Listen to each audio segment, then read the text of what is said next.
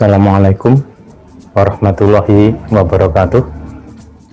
Para siswa, pada hari ini saya akan menyampaikan materi pembelajaran tentang prinsip kerja larutan penyangga. Pada pertemuan 2 minggu yang lalu, kita sudah mempelajari konsep dari larutan penyangga. Larutan penyangga adalah larutan yang dapat mempertahankan harga pH. Seperti percobaan yang pernah kita lakukan dulu, larutan penyangga yang bagian C dan D ini dapat mempertahankan harga pH walaupun ke dalam larutan penyangga itu ditambahkan sedikit asam ataupun sedikit basa. Nah, kemudian pada hari ini saya akan membahas prinsip kerja dari larutan penyangga. Yang pertama yang akan kita bahas adalah prinsip kerja atau cara kerja larutan penyangga asam. Salah satu contoh larutan penyangga asam adalah campuran antara HCN dan NaCN. HCN di sini merupakan asam lemah atau asam ya, dan NaCN merupakan garamnya. Maka HCN akan terion menjadi H+ dan Cn-, sedangkan NaCN akan terion menjadi Na+ dan Cn-. Nah, kalau menurut teori asam basa Bronsted-Lowry, kalau HCN itu asam, maka Cn- ini merupakan basa konjugasi dari HCN. Kenapa? Karena jumlah H+-nya lebih sedikit 1 ya. Nah, Cn- itu kan berasal dari NaCN, dan kemarin kita dianggap konsentrasi Cn- itu sama dengan konsentrasi NaCN, karena Cn- di sini itu jumlahnya jauh lebih banyak daripada Cn- yang berasal dari HCN. Nah, jadi di sini HCN itu adalah asam, sedangkan Cn- itu adalah basa konjugasi. Nah, sekarang bagaimana kalau ke dalam larutan ini ditambahkan asam, misalnya asam kuat. Asam itu ciri khasnya adalah membawa ion H+, ya, misalnya di sini ada H+ atau asam kuat ditambahkan ke dalam larutan ini. Ini merupakan campuran antara HCN dan Cn- ya. Nah, maka asam itu akan bereaksi dengan zat yang bersifat basa ya. Jadi asam tidak mungkin bereaksi dengan asam lemah, tapi asam ini akan bereaksi dengan basa ini, Cn-nya. Sehingga akan bereaksi Cn- plus H+ itu akan membentuk HCN. Berarti dengan kata lain berarti di sini konsentrasi HCN itu adalah bertambah besar atau bertambah banyak, sedang konsentrasi Cn- di sini adalah berkurang. Nah, kalau dalam kesetimbangan, kalau Cn- ini bertambah, di ruas kanan ini bertambah, HCN- di ruas kiri berkurang, maka disebut kesetimbangan bergeser ke kanan. Ya, seperti kalau dalam mata pelajaran kesetimbangan kimia di semester 1 kemarin. Ya. Nah, sekarang kalau ditambah basa bagaimana? Kalau ditambah basa sebaliknya. Ya, seperti ini misalnya. Di sini, kalau ditambah basa, nah, basa itu ciri khasnya adalah membawa OH-, maka OH- ini akan bereaksi dengan asam. Jadi bereaksi dengan HCN-nya. Jadi kalau basa bereaksi dengan asam, sedangkan kalau asam itu bereaksi dengan basanya. Maka HCN kalau bereaksi dengan OH- akan membentuk Cn- dan H2O. Nah, di sini Cn-nya berarti Cn- di sini bertambah. Ya kan? Sedangkan kalau HCN yang di sini berkurang, karena kalau zat bereaksi itu berkurang. Sedang kalau zat hasil reaksi itu memang bertambah. Berarti kalau dihubungkan dengan kesetimbangan kimia, Kalau HCN itu berkurang atau CN min-nya itu bertambah, berarti disebut kesetimbangan bergeser ke kanan. Nah, kesetimbangan bergeser ke kanan kalau ditambah basa. Untuk lebih memahami mekanisme ini atau cara prinsip kerja ini, saya berikan contoh soal yang berkaitan dengan masalah ini. Misalnya sebanyak 100 ml larutan mengandung HCOOH dan HCOONA masing-masing 0,1 m. Ka 10 pangkat min 5. Ditanyakan A, pH larutan awal, B, pH larutan setelah ditambah 1 ml HCl 0,1 m, dan tulis reaksi yang terjadi. Ya, kita jawab dulu pertanyaan A. Ya, pertanyaan A ini yang komponennya adalah, ini adalah asam ya, karena HCOOH asam lemah ini, sedang HCOONA ini adalah garamnya, atau kalau dilepas Na nya ini tinggal merupakan basa konjugasi dari HCOOH ya. Nah, oleh karena itu untuk menghitung pH-nya kita pakai rumus penyangga asam, maka H+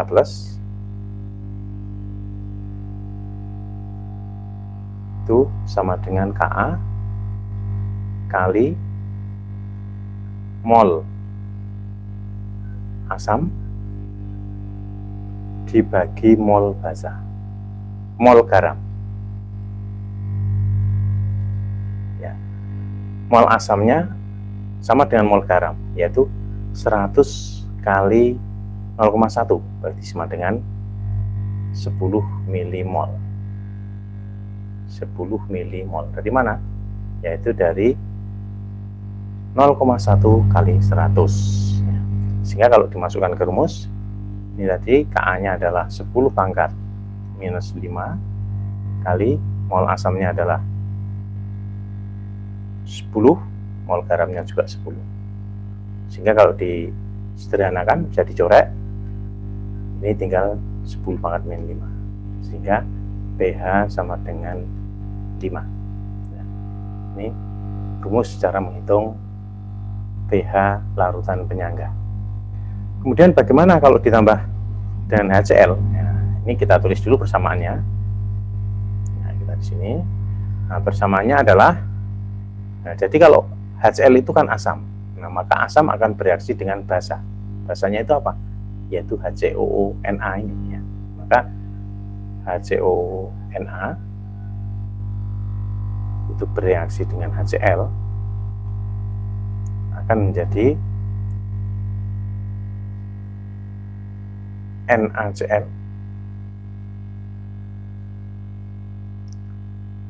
plus HCOOH. NaCl plus HCOOH. Nah, maka kita lihat kondisi zatnya pada keadaan awal atau mula-mula, keadaan bereaksi, dan keadaan sisa. Mula-mula HCOONA yang ada adalah 10 milimol. 10 milimol. Nah, dari perhitungan ini tadi. Ya. Kemudian HCOOH-nya juga 10 milimol. Sama ya. Nah, HCl-nya berapa? HCl-nya adalah 1 kali 0,1, berarti sama dengan 0,1. Nah, di sini zat bereaksinya ada 10 milimol, ada 0,1, maka yang bereaksi pasti yang kecil, yaitu 0,1. Ini 0,1. Nah, maka HCOOH yang dihasilkan juga 0,1. Nah, keadaan sisa bagaimana? Keadaan akhir gimana? Nah, ini kita beri bantuan dengan garis seperti ini. HCl-nya tentu habis, karena mula-mula ada 0,1, yang bereaksi juga 0,1. Ya, maka kita tahu pasti ini strip atau habis. Ya, di sini 10 kurangi 0,1 tinggal 9,9. Ya. Kemudian HCOOH-nya 10 ditambah 0,1 sama dengan 10,1. Kemudian kita masukkan harga H+-nya. harga H plusnya adalah sama dengan Ka kali milimol asam atau mol asam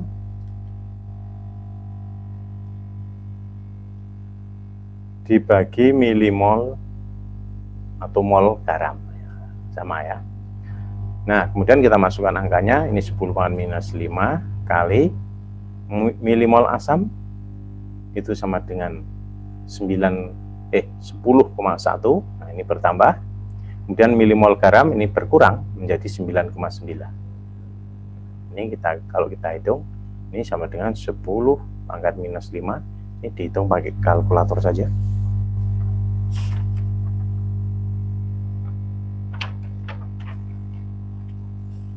Ya, 10,1 dibagi 9,9 ternyata ketemunya adalah 1,02.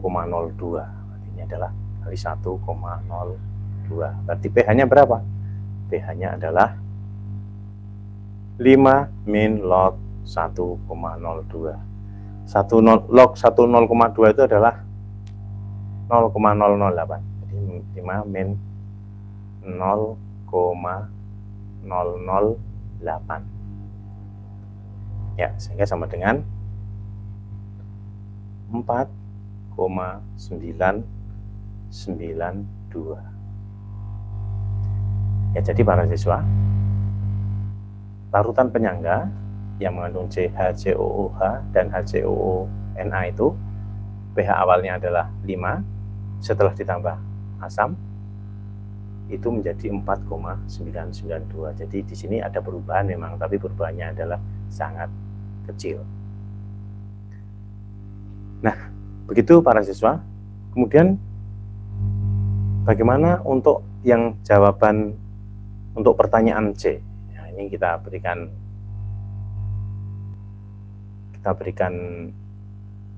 satu gambaran lagi untuk yang pertanyaan C.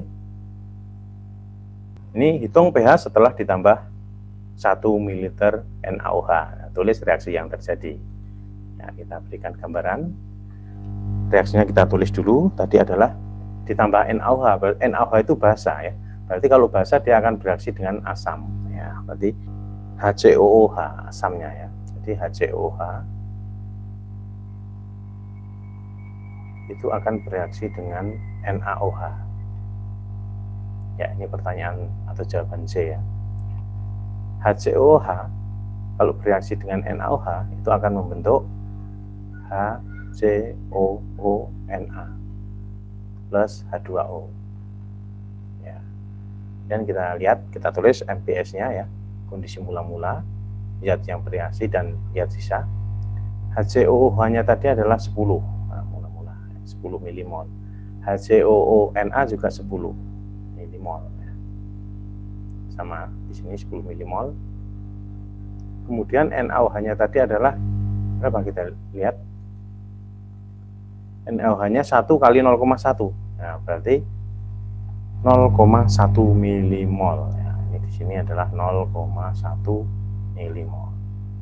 Nah, di sini ada dua zat reaksi, zat bereaksi yaitu 10 milimol HCOOH dan 0,1. Maka yang habis bereaksi, yang habis bereaksi baterainya yang kecil ya, di 0,1.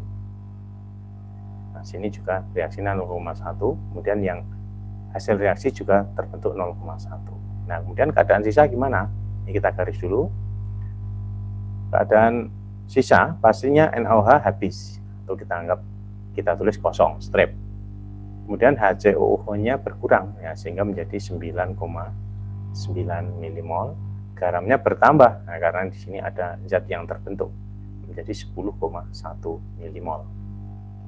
Untuk menghitung pH-nya bisa dengan cara H plus sama dengan rumusnya tadi kita tulis lagi, Ka kali milimol asam dibagi milimol garam.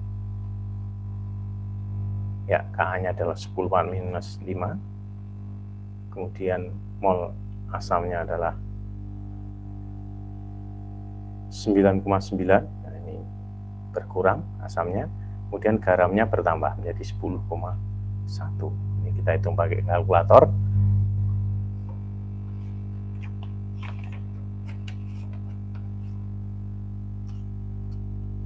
9,9 dibagi 10,1 itu sama dengan 0,98. Nah, ini kita tulis 10 pangkat 5 kali 0,98. Atau kita tulis bakunya 10 pangkat min 6 kali 9,8. Sehingga pH sama dengan pH ya 6 min log 9,8 sama dengan 6 min 9,8 itu sama dengan 0,99. 0,99 berarti sama dengan 5,01. Jadi para siswa, campuran antara HCOOH dan HCOONA pH awalnya adalah 5, setelah ditambah NaOH pH-nya menjadi 5,01. Jadi pH-nya naik, tapi naik cuma sedikit. Nah, begitu para siswa untuk memahami bagaimana prinsip kerja dari larutan penyangga. Nah, tentu Anda bertanya, bagaimana Pak kalau larutan penyangga basah? Ya, di sini akan saya berikan ilustrasi agak cepat saja untuk menghemat waktu supaya videonya tidak terlalu panjang ya. Ini saya berikan. Nah, sekarang prinsip kerja larutan penyangga basah. Salah satu contoh larutan penyangga basah adalah campuran antara larutan NH3 dan larutan NH4Cl. Maka dalam larutan itu terjadi reaksi NH3 reaksi dengan air menjadi NH4+ dan OH-, dan NH4Cl terioniasi menjadi NH4+ dan Cl-. Nah, di sini NH3 itu adalah basah. Nah, ini kita identifikasi dulu. NH3 ini adalah basah lemah ya, ini basah. Nah, basah kalau ketambahan 1 ion H+, maka ini disebut asam ya. Asam konjugasinya. Nah, maka dia bersifat asam ya. Nah, sebetulnya NH4+ ini disuplai juga dari NH4Cl ya. Jadi selain dari NH3, NH4+ ini juga disuplai dari NH4Cl ya. Jadi dari di sini ada NH4+, ada ini. Jadi ada dua sumber ya. Nah, lalu bagaimana kalau ke dalam campuran ini ditambahi asam? Ya, jadi kalau ditambahi asam ya, asam akan bereaksi dengan basa. Nah, maka dipilih. Di sini ada dua komponen ya, ada NH3 dan NH4+. Maka yang bereaksi pasti yang NH3 karena yang basa. NH3 bereaksi dengan H+ itu menjadi NH4+. Nah, sehingga kalau kita lihat dalam kesetimbangan, NH4+ ini sebelah kanan, NH4+ itu adalah bertambah di sini. Nah, sedangkan nanti yang NH3 itu berkurang. NH4+-nya bertambah, maka disebut kesetimbangan bergeser ke kanan dalam kesetimbangan ini. Jadi pada saat penyangga basah ini kalau ditambah asam kuat, kesetimbangan menjadi bergeser ke kanan ya. Yang menyebabkan garamnya atau asam konjugasi ini bertambah, sedangkan NH3-nya itu berkurang. Nah, sekarang kalau ditambah ya, sekarang bagaimana kalau ditambah basah ya? Nah, kalau ditambah basah itu akan seperti ini. Basah akan bereaksi dengan asamnya. Nah, misalnya asamnya adalah NH4+ ya. NH4+ yang bereaksi dengan OH- itu membentuk NH3 dan H2O. Ya, jadi di sini NH3-nya bertambah, ya kan? Kalau hasil reaksi itu mesti bertambah. Nah, sedangkan zat reaksi itu berkurang. Ya, di sini. Nah, di sini berarti NH3 bertambah. Nah, yang kalau dalam kesetimbangannya kan seperti ini. NH3 di ruas kiri.